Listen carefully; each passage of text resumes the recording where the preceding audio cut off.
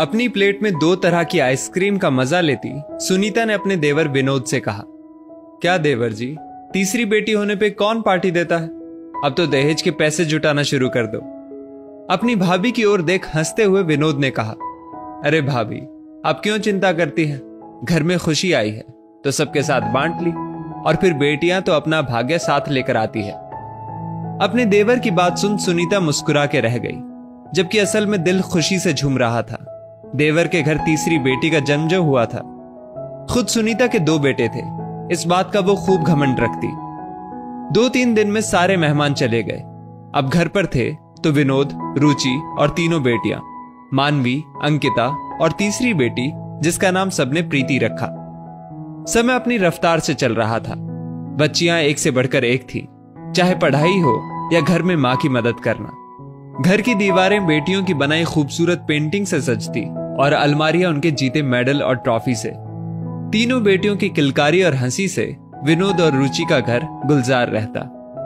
सुनीता कोई मौका नहीं छोड़ती रुचि को एहसास दिलाने का कि वो बेटियों की मां है। देख रुचि, चाहे जितने इनाम जीत लें ये लड़कियां, पर दहेज तो फिर भी लगेगा। जोड़ना शुरू किया कि नहीं? रुचि अपनी जेठानी की बातों से जब घबरा जाती तब विनोद समझाता, बेटियां अपना भाग्य साथ लेकर आई हैं रुचि, हमें तो बस उन्हें सही राह दिखानी है। फिर देखना, किसी बेटे वालों से कम सुख नहीं देंगी हमें, हमारी ये तीनों बेटियां। जब कोई पूछता, क्या विनोद जी, कब तक किराए के मकान में रहेंगे? अपना घर नहीं बनवाया क्या? हंसकर विनोद कहता, जब मेरी बच्चियां कुछ बन जाएंगी तो समझो मेरा मकान भी बन जाएगा। फिलहाल तो मुझे मेरी बच्चियों का भविष्य बनाना है। समय अपनी गति से बढ़ता गया। रुचि और विनोद की तपस्या रंग लाई। मानवी की बैंक में नौकरी लग गई, अंकिता सीए कर जॉब में आ गई और प्रीति इंजीनियरिंग कर दिल्ली में जॉब करने लगी।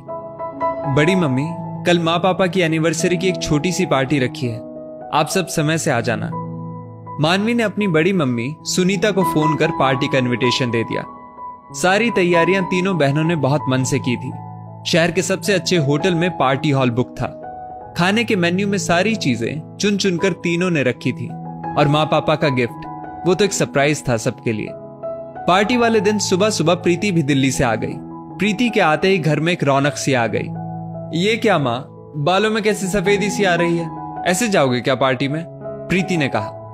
तो रुचि ने हंसते हुए कहा, मुझे कौन देखने वाला है वहां, अब तो तुम बच्चों के दिन है।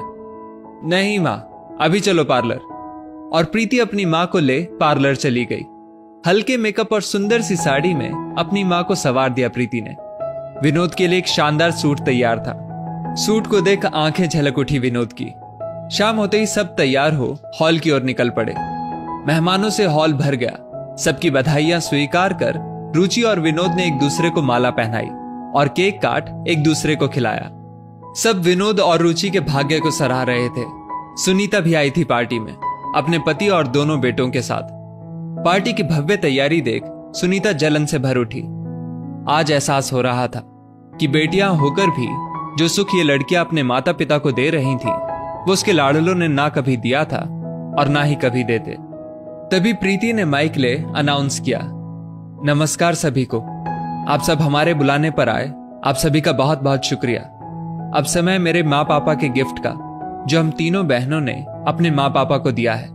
लेकिन इसके लिए बाहर लॉन में चलें सब। ये क्या है प्रीति?